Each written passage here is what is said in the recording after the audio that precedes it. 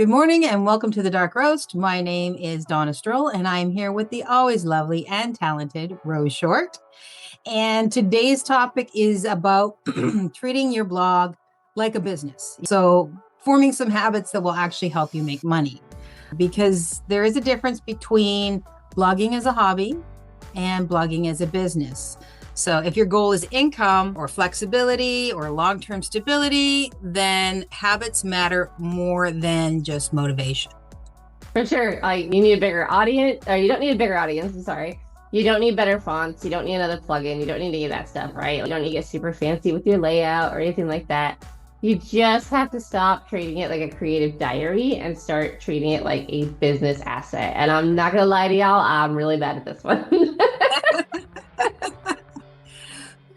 Hobbies cost money. I know this for a fact because I have a bazillion hobbies, and yeah, they don't make me money, but they're fun to do. But businesses do make money. So if your blog is doing the first one, then that's what this episode is all about. It's helping you taking it from that hobby situation to a business situation. Hobby blog is like you post when you're inspired to post, right? You don't track your numbers. You always sort of have this in your head, well, it'll monetize eventually because I put enough stuff out there. And then you panic every month because the money ain't coming in, right? Whereas a business blog, it has a publishing plan, right? You're tracking the traffic and the conversions that it's making. It knows how to make money.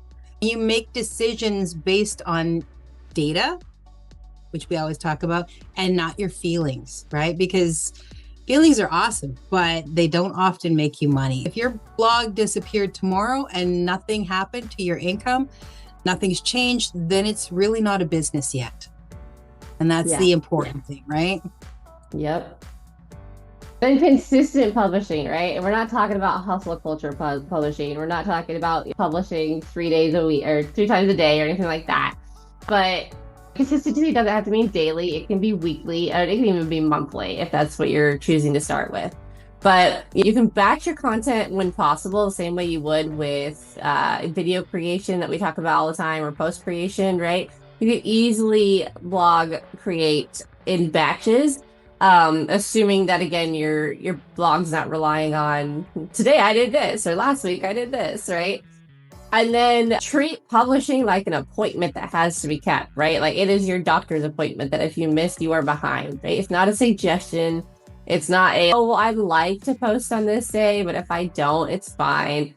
No, you have got to stick to that once you've decided what it is. If you don't have time to publish once a week, honestly, it may not be your bag, because I would say once a month blogging is not going to be enough. Whereas once a week is perfect. But again, if you're just starting to blog just because you want to test it out, you can start with once a month maybe and see how that goes. But then you really quickly want to get to at least once a week. And if it's not your bag, that's okay too, right? The whole point is to figure out if it is and then turn it into something. The second thing you want to do, the second habit you need to have, is you need to track the numbers that actually matter. If you don't look at your numbers, then you're guessing, right? The basic ones that you want to track is your traffic sources, your top performing posts, any affiliate link clicks that you have within there, and then the conversion rates from those, right? You don't need a fancy dashboard. You just need to be aware of what's going on, because that's the whole point of the blog, right? If you're going to turn it into a business, you need to be aware, because feelings will lie to you. I think this is an awesome post. This is an awesome blog. Everybody should love it. But the data doesn't lie. If it's not getting the conversions that you want, if it's not getting the traffic that you need, or it's getting traffic from really bizarre sources that aren't helpful, then it's time to review and see if we need to change something. For sure. And just like the rest of your content, you need to monetize with a plan, right? Posting random affiliate links into your stuff is not a strategy. Business bloggers, you have to choose offers that match your audience the same way you would with your video content and your post content, right? You can optimize your existing blogs before writing new ones. If you've got old blogs that are doing really well, but you want to add that link in, you can do that. And then maybe rewrite a newer version of it for newer people who are discovering you for the first time.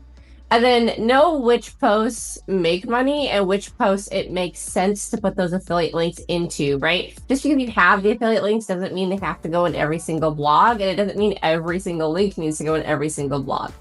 You be very strategic about it. This is where comparisons come in handy. But really, really look at what content is actually bringing you income or bringing in a lot of people reading, and go from there. And if your answer to that is, I'm not sure, this one did really well, but I don't really know why, then that's probably part of the reason that you're not quite getting the income you maybe think you should be from blogging. And then the fourth habit that you want is a system over chaos. I mean, chaos is fun, I'm not gonna lie. But systems are what gets you on track and keeps you there, right? Successful blogs do run on systems. They have content planning, they have SEO checklists, they have affiliate link tracking, and they have email list growth. Because that's one thing with your blog, most places will automatically give them the option, or you can set the option for them to subscribe. And if they subscribe, then they are put on an email type list that gives them a heads up that, hey, new blog came out. That's a gold mine for you, right? It's your job to make sure that that list is growing, and that requires a little bit of work. Your systems reduce that decision fatigue, right? You're not constantly wondering, and because decision fatigue kills your consistency. If you're constantly stressed out, constantly thinking, it's really hard to be focused, right? And then consistency also kills excuses. If you just do it, it's like the gym, right? If you just do it, you can have 1,000,001 excuses why not to, but you need that one good reason to do, and that keeps you on track. That's where it really works for you to build these habits. And then you got to have that CEO energy, right? Even if you're a solopreneur. And this is true, again, for all aspects of your business, but you're not just a blogger if you're doing this for a business. You're also the strategist. You're also the marketer. You're the content director. You're the CFO, right? You're the outliner. You're all these things. And that can mean weekly check-ins for yourself, right? That can mean monthly performance reviews for yourself and quarterly pivots when needed. We talk about all the time, analyzing your data, analyzing what's working, what's not. And I think this is one that people get really confused on, because they'll be like, oh, I need to put my blog out at 6 o'clock in the morning. I need to be up early. And if you're not a morning person, that's never going to work unless you're scheduling your blog, right? Whenever you're looking at scheduling and setting that plan, it should make sense with what works for your lifestyle, right? Because we're not all morning people. Now, if you're posting your blog at midnight, you're probably not going to get a lot of readers right away. But this is where, again, you can be strategic of, I want it to go out at 8 o'clock in the morning because statistically that's when they do the best. When I make my plan and work my plan, let me write it the night before, then schedule it, right? Because then it's still going out, but you're writing it at your optimal brain time. Yeah, and that's where scheduling really comes in handy with the batching, right? Yeah. You can batch write. Maybe you pick Saturdays or whatever as your writing day, and maybe you're good between 7 p.m. and 11 p.m. That's when you're going to do your writing. You write 2 blogs or 3 blogs, depending on the size of the content and the amount of research that you're doing. And then you can schedule those out. Now you've got 3, if you're doing it weekly, you've got 3 weeks worth of content. Next weekend, you do the same thing. You're scheduling it for the optimum time. You've got the content, and you're not in that stress space anymore because you have built it forward. And that is huge, because that also allows you time to do the other things like tracking and marketing and all that other stuff that comes along in. Yep. And there are some excuses. We all have them, right? I'm waiting until this gets better. Business improves while you're actually doing it, right? Everybody who opens their store for the first time, no matter what it is, doesn't hit the ground running. They hit the ground going, ow, right? And I don't want to feel salesy. Now, this is a big one. It is sales, right? If you're using it for a business, we all don't like feeling salesy, but there is ways to do your sales without it feeling creepy. But the bottom line is, having money, gaining income is not an immoral practice. You're allowed to make money.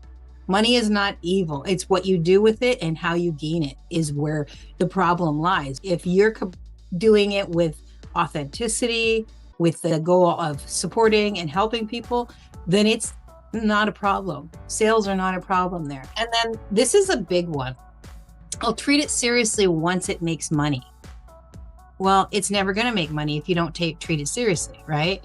That's backwards thinking. If you don't take it seriously, why would anybody else? Catch-22. Absolutely. Treating it like a business doesn't have to kill the creativity, right? If it's a hobby type thing that you're writing about and you're not wanting to turn it into a business because you're afraid it's going to kill your passion for it or kill your drive for it, you're looking at it incorrectly, right? Because again, it doesn't help creativity, it protects it, right? Stable income gives you freedom. And especially when it's online income, because you're not really trading your time as much for a paycheck, right? You're not driving somewhere for free to then trade your time for money and then driving back home for free. You're getting the money without having to leave, without having to factor in all those headaches. And that freedom gives you that creative space. And space is where good stuff happens, right? This is where artists can paint because they're not going to work, or engineers can come up with stuff because maybe they are an engineer but they don't have an engineering job, right? Or maybe they have the engineer mindset but they didn't necessarily go to college, so they're not technically an engineer. If you have that financial freedom, this is where you have the mental and creative freedom to go ahead and continue with that creativity. It will help in the long run, even though it may not feel like it at first. And so if that makes sense, but you're still scared, that's not a bad thing. That's completely normal. But pick one habit from today that you do if you're blogging and everything like that and implement it this week. And then go from there as far as scaling. Again, plan your work and work your plan, and you'll be really surprised to see how quickly it will actually start elevating whatever it is you're working on. Absolutely. I mean, bottom line, with everything, we say it with video, we say it with everything that we do. Progress beats perfection. We are not aiming for perfection. We're aiming for progress, because every step forward is a step towards your goal, right? If you're worrying about trying to make it perfect first, you'll never get there, right? That's just how it works. If you found anything helpful with this today, by all means, drop a comment. If you have questions about anything that happened today or that we discussed today, drop a comment and we will do our best to respond. And if we can't help you, we can certainly find somebody who will. Thank you for joining us today and have a great weekend. Bye. That's it from us. If this episode helped you, or at least entertained you, go ahead and like, subscribe, and share. We'll catch you next time.